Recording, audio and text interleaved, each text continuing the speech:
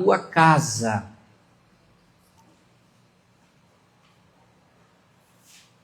Anote aí.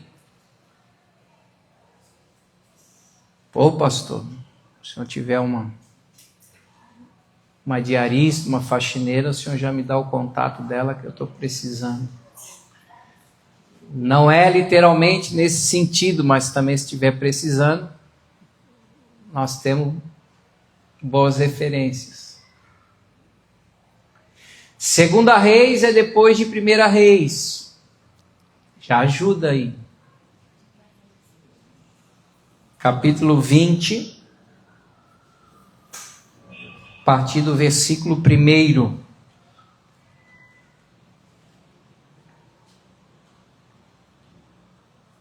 Do 1 ao 7. Se você não trouxe a sua Bíblia, acompanha no telão. Telão? Eu tenho até o ano que vem para aprender espanhol e inglês. A gente vai ter a Conferência das Américas dos Surfistas de Cristo aqui no Campeche. Eu não posso só falar português, eu tenho que... Dá tempo ainda, será, gente? Não aprendi até hoje, será que... Minha falecida avó me abençoou para eu aprender inglês quando eu tinha uns 10 anos. Só tinha o IAGES aqui nem sei se existe ainda o IAGES. IAGES. Esse aí. O pastor fez um mês só e depois, vó, não vai gastar dinheiro comigo não, vó. Me arrependo até hoje. Podia estar falando fluentemente. Aí fica só no hi, hello, good waves, barrel, tomorrow. Acharam? Agora já deu tempo, né? Fechou? Tudo bem. Diz assim: naqueles dias, Ezequias adoeceu de uma enfermidade mortal. Veio ter com ele o profeta Isaías, filho de Amós, e lhe disse: assim diz o Senhor, põe em ordem a tua casa. Diga comigo, põe em ordem a tua casa. Porque morrerás e não viverás. Ui, imagina você receber uma palavra dessa de Deus, hein?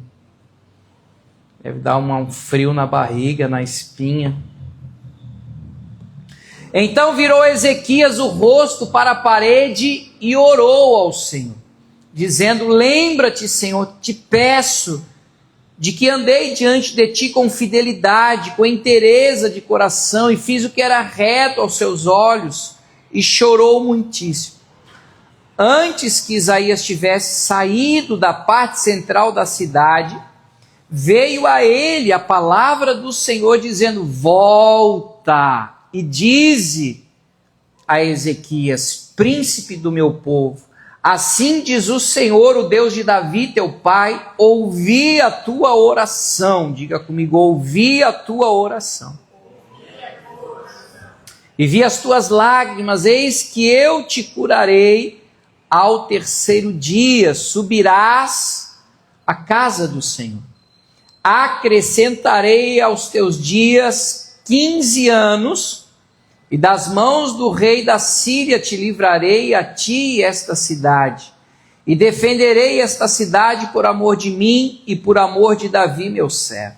Disse mais Isaías: tomai uma pasta de figos, tomaram-na e a puseram sobre a úlcera, e ele recuperou a sua saúde.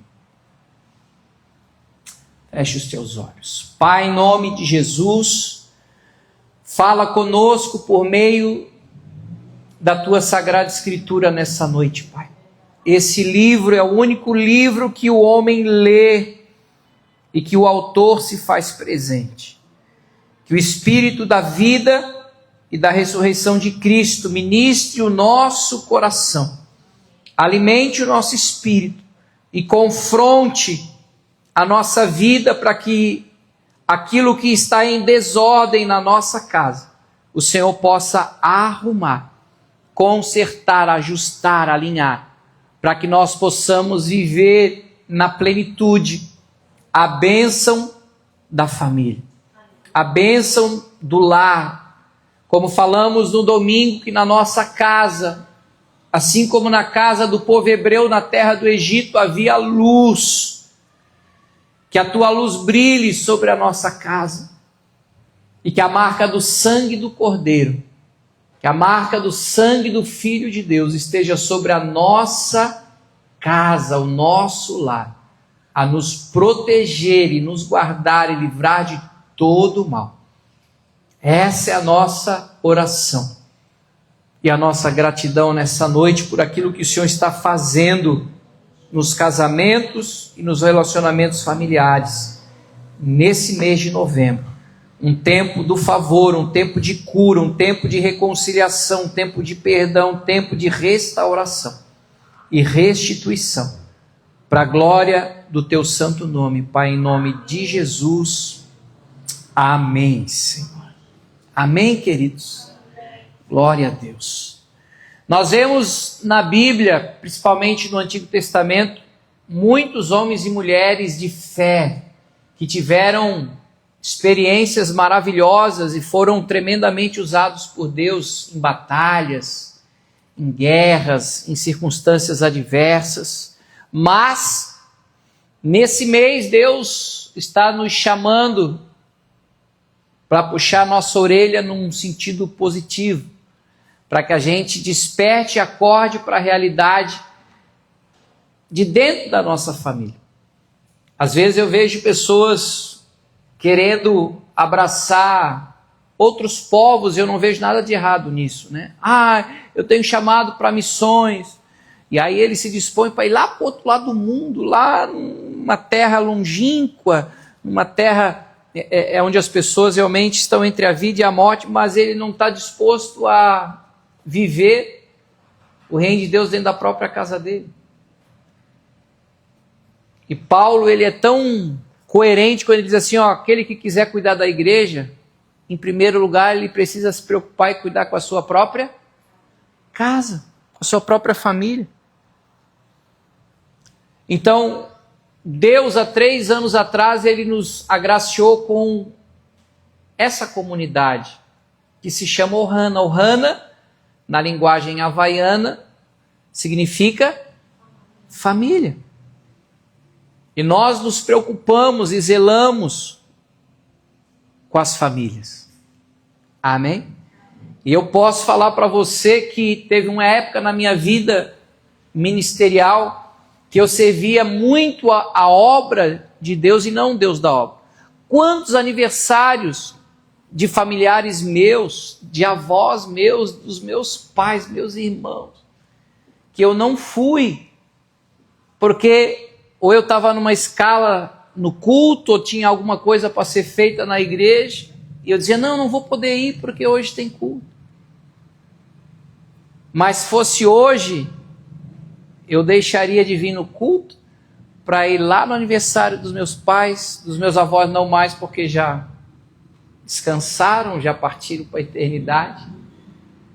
Porque às vezes a gente acaba se tornando bitolado pela obra e não pelo Deus da obra. Porque o Deus da obra quer que a gente cuide da nossa família. Você me entende? Amém ou não amém? Amém. E Ezequias foi um dos grandes reis de Israel. Tirando Davi nessa prateleira,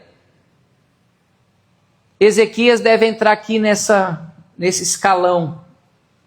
Porque olha só o que diz a respeito do rei Ezequias em 2 Crônicas 29, do 1 ao 11. 2 Crônicas 29, do 1 ao 11. Aqui tem um resumo da biografia do rei Ezequias. O nome próprio Ezequias do hebraico significa o Senhor é a nossa força. Então, realmente, Deus era a força de Ezequias. E Deus o impulsionou, Deus o abençoou, Deus o exaltou, Deus o honrou. Diz assim: tinha Ezequias 25 anos de idade quando começou a reinar, e reinou 29 anos em Jerusalém. Sua mãe se chamava Abia e era filha de Zacarias. Fez ele o que era reto perante o Senhor, segundo tudo quanto fizera Davi seu pai. No primeiro ano do seu reinado, no primeiro mês, o que rei Ezequias fez? Abriu as portas da casa do Senhor e as reparou. Trouxe os sacerdotes, os levitas, ajuntou-os na praça oriental e lhes disse: ouvi-me, ó levitas, santificai-vos agora e santificai a casa do Senhor, Deus de vossos pais. Tirai do santuário a imundícia, porque nossos pais prevaricaram e fizeram o que era mal perante o Senhor nosso Deus, e o deixaram, desviaram o seu rosto do tabernáculo do Senhor e lhe voltaram as costas. Também fecharam as portas do pórtico, apagaram as lâmpadas, não queimaram incenso. Veio espanto e aos assobios, como vós o estáis vendo com os próprios olhos. Porque eis que os nossos pais caíram à espada, e por isso nossos filhos, nossas filhas e nossas mulheres estiveram em cativeiro. Agora estou resolvido a fazer aliança com o Senhor Deus de Israel, para que se desvie de nós o ardor da sua ira. Filhos meus, não sejais negligentes, pois o Senhor vos escolheu para estardes diante dele e para o servirdes, para serdes seus ministros e queimardes incenso. Então, o rei antecessor a Ezequias era um rei mau, era um rei que desprezava a palavra de Deus, um rei que trouxe abominação sobre Israel. E obviamente, quando a gente está distante de Deus, a vida se torna mais difícil e mais complicada. Então o povo de Israel estava oprimido, estava numa fase de crise, de dificuldades. Aí, quando Ezequias assume o reino, o que ele faz? A primeira coisa que ele faz como rei: vai para a Ilha do Campeche, vai para Itacaré, ou restaura as portas do templo. Muito bem. Ele disse: nós precisamos nos voltar para Deus novamente. Ele repara as portas do templo, traz o louvor, traz o pregador, traz o culto, queima incenso. Incenso naquela época apontava para quê? Para uma vida de oração, de busca, de intimidade, de proximidade de Deus. Ou seja, na época do rei Ezequias houve um avivamento espiritual para a nação. E consequentemente, quando Deus está conosco, o que acontece? Diga comigo: coisas boas. E aí o povo começa a prosperar. Deus começa a honrar, ao ponto que Ezequias começa a prevalecer contra os inimigos. Deus prospera ele começa a ter criatividade, ele faz obras que ninguém havia feito. Então Deus tirou Ezequias daqui e colocou ele lá em cima. E esse é um perigo, porque às vezes Deus nos abençoa tanto que, se a gente não tiver a estrutura e maturidade, o que acontece com a gente? A gente esquece de Deus. Fala: agora não preciso mais de Deus, estou bem. É o famoso sobe para a cabeça. E foi o que aconteceu com Ezequias. A soberba, o pai de todo pecado, você sabia que é o orgulho? O próprio Satanás era um anjo, e ele achou que podia ser igual a Deus. Ele falou: não, mano, eu sou tão bom quanto Deus. Deus falou para ele: como é que é? Deixou o orgulho entrar no teu coração, tu é criatura, eu sou criador. E diz a Bíblia que o Lúcifer, o diabo, o Satanás, ele caiu como uma estrela cadente, por causa da soberba. E a Bíblia diz que Deus resiste aos soberbos, mas dá graça aos humildes. E aí chegou um ponto que Deus falou para o profeta: olha, vai lá na casa do rei Ezequias e diz para ele arrumar a casa dele. Está muita bagunça, porque eu vou recolher ele. A doença que está sobre ele é mortal. Mas antes que ele morra, que ele arrume a casa dele. E aí o profeta, quando dá o recado, a gente leu ali que ele vai orar, vai buscar Deus, fala: Deus, o Senhor lembra tudo que eu fiz? Se eu tenho crédito diante de Ti, que o Senhor possa ter misericórdia de mim e me curar e me restaurar. E Deus teve misericórdia do rei Ezequias, sim ou não? Tanto que o profeta nem saiu do palácio e Deus falou para ele: volta lá. Eu acabei de nem sair aí. Volta lá e diz para ele que eu ouvi a oração dele e que eu vou dar para ele mais 15 anos de vida. Só que esses 15 anos ele entrou numa zona de conforto e de comodismo que ele não fez o que ele deveria ter feito. Porque o sucessor dele, que foi seu filho, foi um rei, um dos piores que Israel teve, que foi Manassés.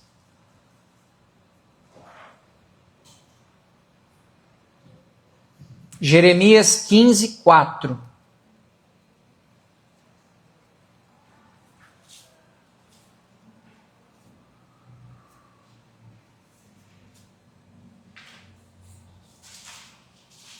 Jeremias 15, 4.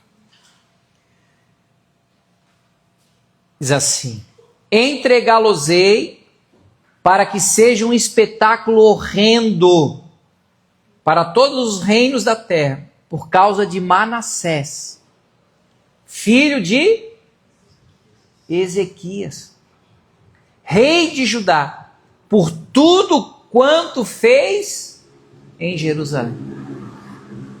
Você imagine o que o filho de Ezequias não fez, gente. Essa linguagem, botou fogo no parquinho, era mixaria perto do que Manassés fez com a nação de Israel. Ao ponto de Deus falar: vocês se preparem, porque vocês vão ser horrendos para todas as outras nações.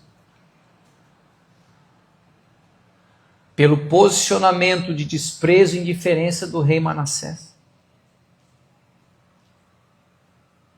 Mas quem que era o pai desse guri? Era o rei Ezequias. Tu pega também um grande herói da nação de Israel, o rei Davi. Foi um baita rei, no sentido regime político, econômico, militar. Mas vamos olhar para o lado familiar de Davi. Olha a vida familiar de Davi, a bagunça que é. Sofreu o golpe do próprio filho Absalão. Era filho matando irmão, era uma... Nunca se acertaram na questão familiar. Deus o amava, amava e muito. Mas não vamos ser românticos, vamos ser realistas. A vida e a história familiar de Davi foi trágica, para não dizer outras palavras. E rei Ezequias foi um baita rei também, mas se preocupou tanto na questão palácio, que esqueceu de cuidar da própria casa. E olha que Deus o alertou: põe em ordem a tua casa. E essa é a palavra de Deus para nós hoje. Não se preocupe, Deus não vai te matar, amém? Fique em paz.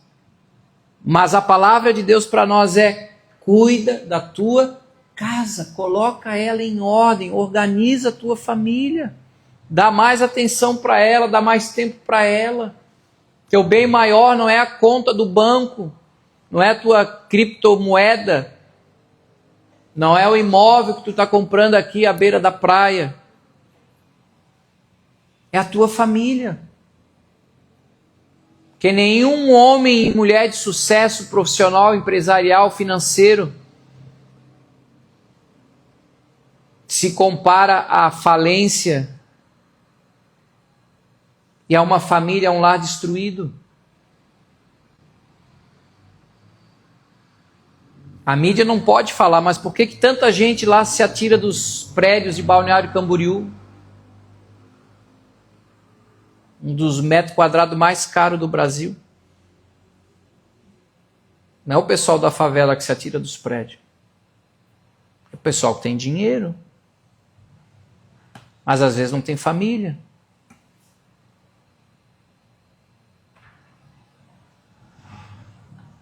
E hoje há uma guerra onde todo o armamento pesado do inferno está mirado e tem como alvo a família. As leis hoje estão se tornando contra a família. A cultura hoje, pós-moderna, é contra a família. Nós somos conservadores, mas parece que a gente é intolerante, é retrógrado, ficou para trás. Não acompanhamos a modernidade desse mundo. As coisas mudaram, mas Deus não mudou. Os princípios e valores do reino de Deus continuam o mesmo. Não são relativos, são verdadeiros. E o nosso desafio é preservá-los e vivê-los dentro da nossa casa. Amém? Amém mesmo? Amém. Olha o que Paulo fala para Timóteo, aqui é um soco no nosso estômago. 1 Timóteo, capítulo 5, versículo 8. Sublinha aí na sua Bíblia, ou faça um marca-texto aí no seu celular.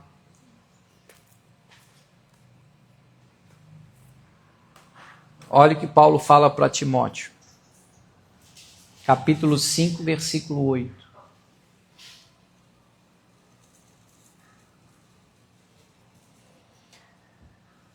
Ora, se alguém não tem cuidado dos seus, e especialmente dos da própria casa, tem negado a fé, e é pior do que o descrente, ou o incrédulo, ou aquele que não crê em Deus. Olha o que Paulo está falando para Timóteo. Se você não cuidar da tua família, tu é pior do que o incrédulo. Às vezes as pessoas têm fé para ir lá para a África, mas não têm fé para viver o reino dentro da sua própria casa. Alguma coisa não está certo. Que a nossa primeira igreja é a nossa casa.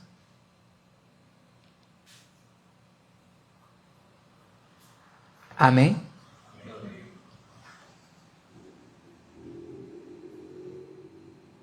E se eu tivesse há 30, vamos lá, não precisa ser 30, 15 anos atrás, uma série que falasse isso para mim, de repente eu não tinha cometido tanta besteira como eu cometi, mesmo estando na igreja, contra a minha própria família.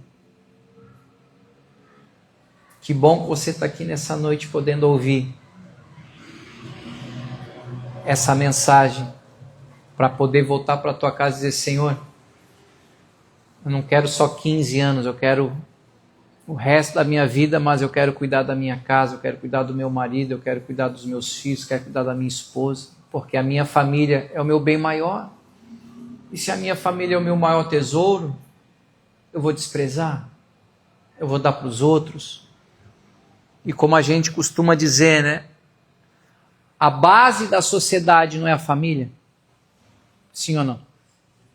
A base da família é o casamento. Se eu tiver um casamento abençoado, saudável e duradouro, consequentemente a minha família também será saudável, vai ser abençoada. E se a minha família é saudável e abençoada, consequentemente a sociedade, a comunidade será saudável e abençoada. E assim sucessivamente. Município, estado, nação.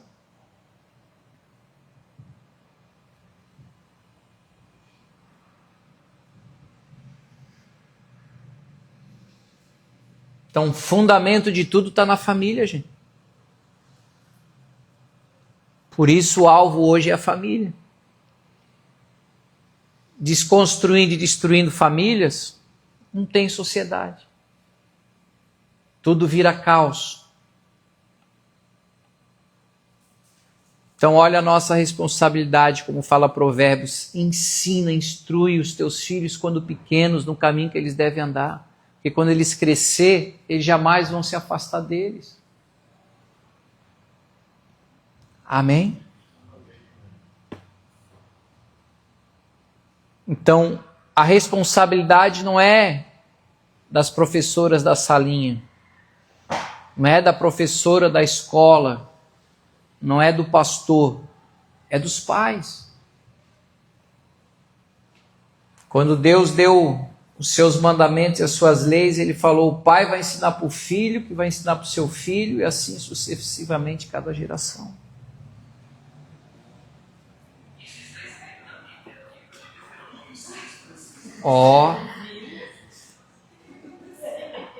O Iá mandou ler o quê? Deuteronômio 6? Então vamos ler Deuteronômio 6. Deuteronômio 6, do 1 ao 7. Esse aí é convertido. Que benção. Já é batizado esse aí. Dia 15 tem batismo lá na Praia da Armação. José já é batizado? Em águas carimbenhas?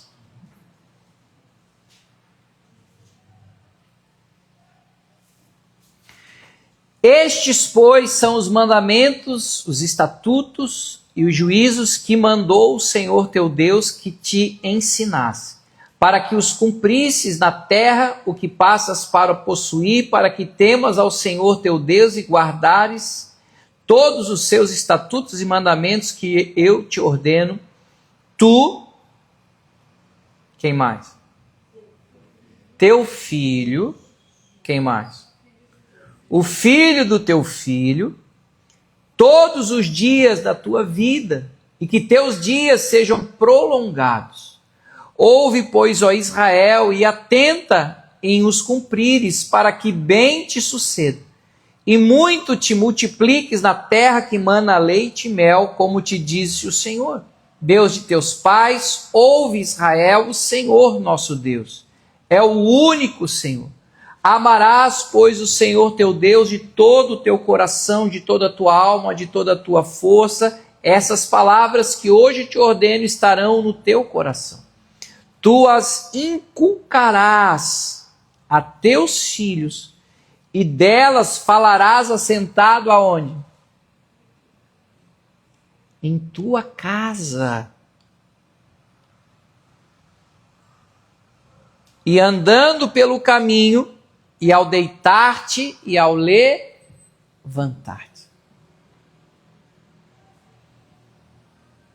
Em casa, gente.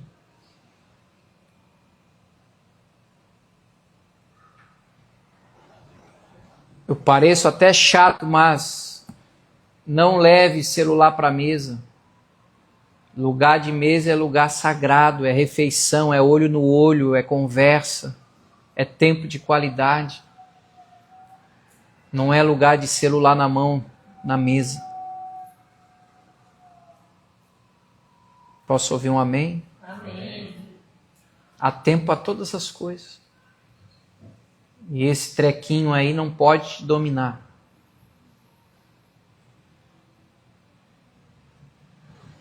E os únicos que têm esse nome chamado usuário, ou é viciado em droga, ou é gente que usa internet. Credo, pastor. Não é assim que é chamado? Usuário? Não deixa te dominar. A Bíblia diz que todas as coisas não são lícitas, mas nem todas me convêm. Eu não me deixarei me dominar por nenhuma delas. Já está provado cientificamente falando que hoje tem criança que surta. Se você tirar o celular dele, a criança surta. De surtar mesmo. De quebrar tudo porque ele quer o celular. Que já viciou ali. Então olha o desafio que nós temos, gente. Antigamente as outras gerações não tinham o que a gente tem. Não tinha, então era sentar na mesa, era conversar, era falar como foi o dia, era mais presença. Mas mudou. A gente sabe que a cultura é outra.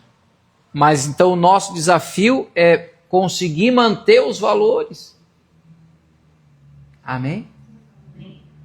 Às vezes, quando está na fase da caatinga ali, da adolescência, não vai querer saber de querer vir para a igreja. Traz na marra, tu é pai, tu é mãe, tu vai de bico grande, vai chorando, vai esperando, mas tu vai para a igreja comigo.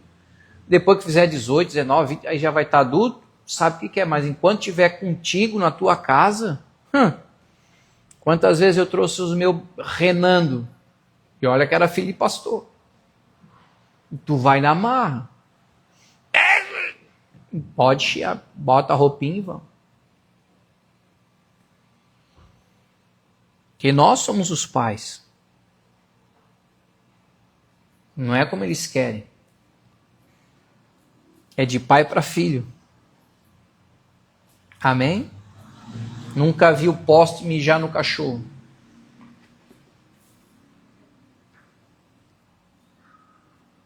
Então exerça a tua autoridade, exerça o teu governo, exerça o teu amor sobre eles.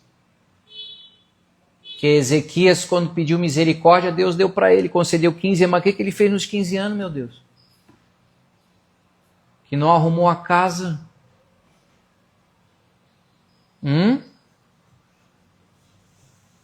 Não aproveitou da forma que deveria. Se tem algo que nós podemos chamar de riqueza, é o nosso tempo, gente. Amém? São 24 horas todo santo dia que Deus nos dá de presente. O que a gente tem feito com esse tempo? Desperdiçado, jogado pela janela? Ou será que a gente tem aproveitado da melhor forma possível?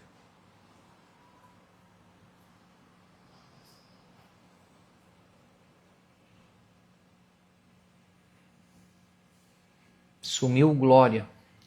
Sumiu o aleluia. Ninguém se arrepiou. Essa pregação tá ruim, pastor.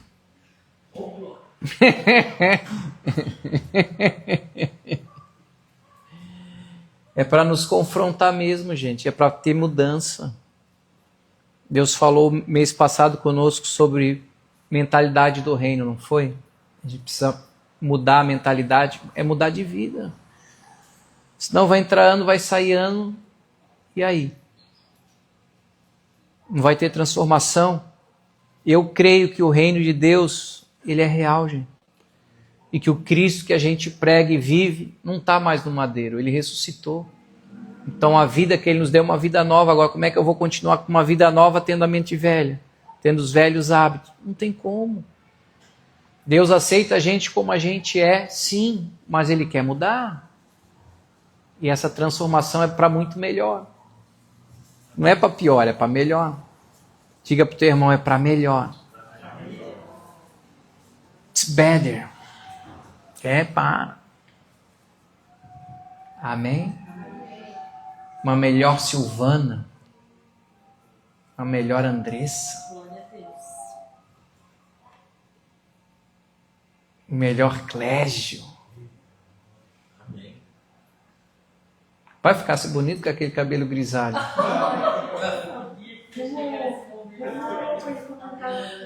Tem a foto aí do Clégio cabeludo?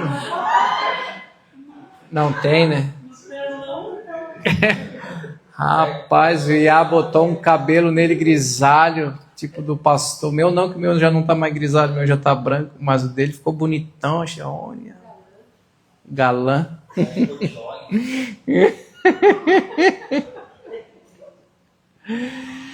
Brincadeiras à parte, gente. Esse mês de novembro, eu creio nessa promessa de Deus para o seu povo, que está lá em Ageu, capítulo 2, verso 9. Eu quero encerrar aqui para a gente orar. Ageu, capítulo 2, versículo 9. Pastor, eu nem sabia que tinha esse livro aí na Bíblia. Como é que é o nome? Ageu, Pequenos Profetas. Se tiver dificuldade, vai no índice. Pede ajuda aos universitários.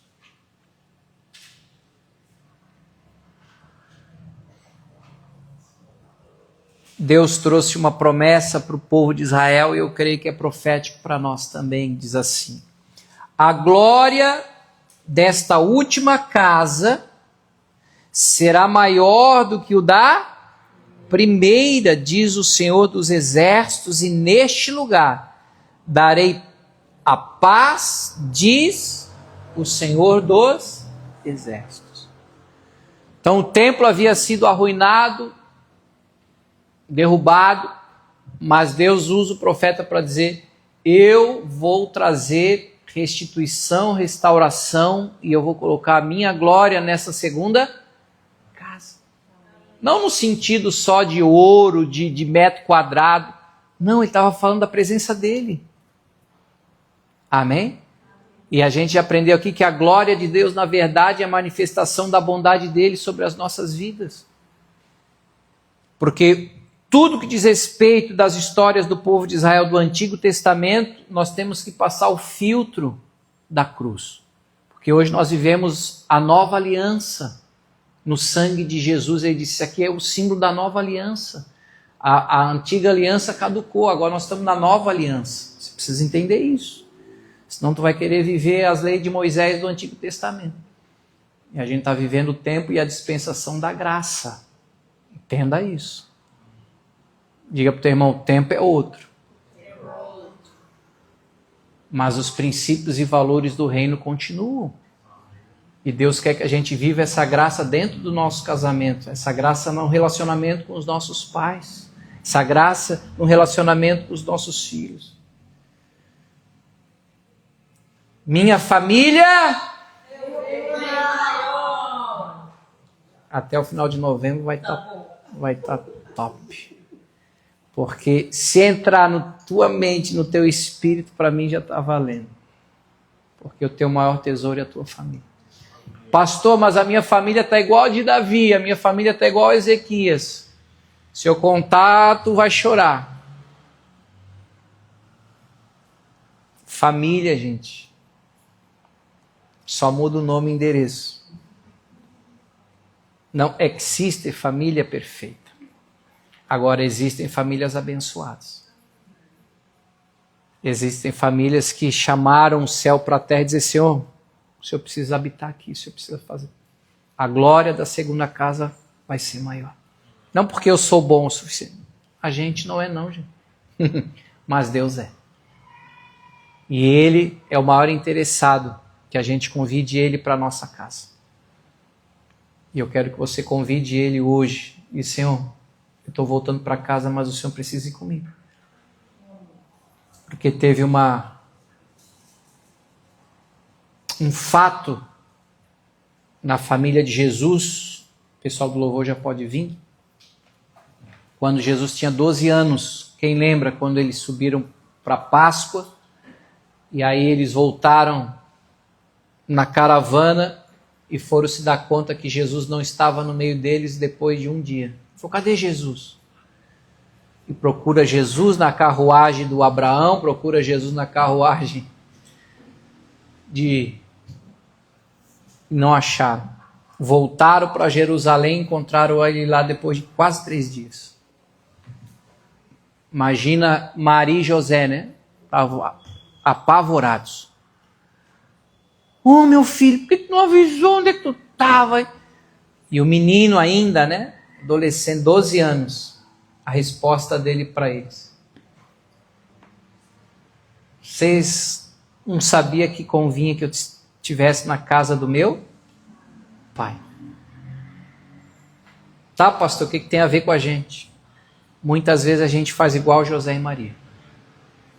A gente volta para casa, mas Jesus fica na igreja. E é um erro, porque nós precisamos levar Jesus com a gente para a nossa casa. Fica de pé. Eu quero orar por você, quero orar com você, para que essa palavra do rei Ezequias seja um alerta para nós, aonde o Senhor hoje está falando comigo e contigo. Arruma a tua casa. Feche os teus olhos. conserta aquilo que está bagunçado, desorganizado. Tem uma parábola em Lucas 15, que Jesus vai contar a história de uma mulher que tinha 10 dracmas, e que uma delas foi perdida dentro da própria casa dela. E ela podia se conformar com as 9, né? Você, puxa, perdi uma, mas estou com 9. Ainda estou no lucro. Mas ela ficou tão inconformada com a perda de uma moeda, que diz a Bíblia que ela procurou diligentemente até encontrar. E ela precisou da ajuda da candeia, de uma iluminação, para procurar nos cômodos. E essa candeia, essa luz é Jesus. Jesus é a luz do mundo. E aquele que crê nele jamais andará em trevas. Hoje nós vivemos uma sociedade que está na escuridão. Hoje a sociedade não consegue enxergar um palmo na frente, pela perda de valores, de princípios. Arruma a tua casa. Pega a candeia, pega Jesus, leva ele para a tua casa, leva ele para iluminar o relacionamento conjugal, para iluminar o teu relacionamento com os teus filhos, para iluminar o teu relacionamento com os teus pais. O primeiro mandamento que tem recompensa é esse: honra o teu pai e a tua mãe, para que os teus dias sejam longos sobre a terra. Infelizmente, o que a gente vê hoje é os pais chorando no caixão dos filhos. Não é isso que Deus tem para nós.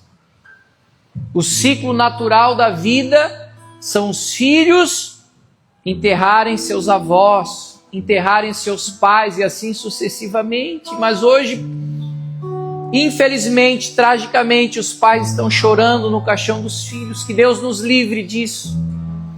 Que Deus tenha misericórdia de nós, para que a gente viva o favor de Deus dentro do nosso lar, para que a gente viva a bênção da família, em nome de Jesus. Pai, nessa noite, como o rei Ezequias, que recebeu um alerta a respeito da sua própria casa, um homem respeitado, um dos maiores e melhores reis que a nação de Israel teve, o Senhor o abençoou e prosperou muito, mas ele não deu a atenção devida à sua casa. Ele não gastou o tempo suficiente com seus filhos, ao ponto que o seu sucessor, o rei Manassés, foi o pior rei de Israel,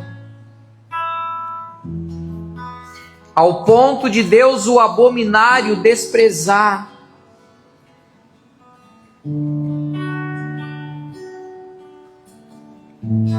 Paizinho,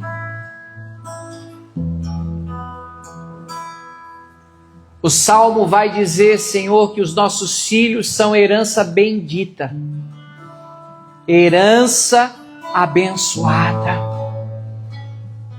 Nós não geramos os nossos filhos para a calamidade, Pai. A Tua palavra diz que os nossos filhos são flechas nas nossas aljavas. E nós, da comunidade Ohana, assumimos o compromisso que o nosso primeiro ministério, a nossa primeira igreja, é a nossa própria família, é a nossa casa. E que nós daremos atenção, tempo, amor. Na casa do rei Ezequias tinha oração, tinha palavra, tinha adoração. Que o Senhor restaure dentro da nossa casa a presença de Deus. Que jamais falte no nosso lar, na nossa mesa, a palavra de Cristo Jesus. Karalamayosuri alaba ramande kolaba subekodarabaka esebias. Espírito Santo de Deus, age em cada coração.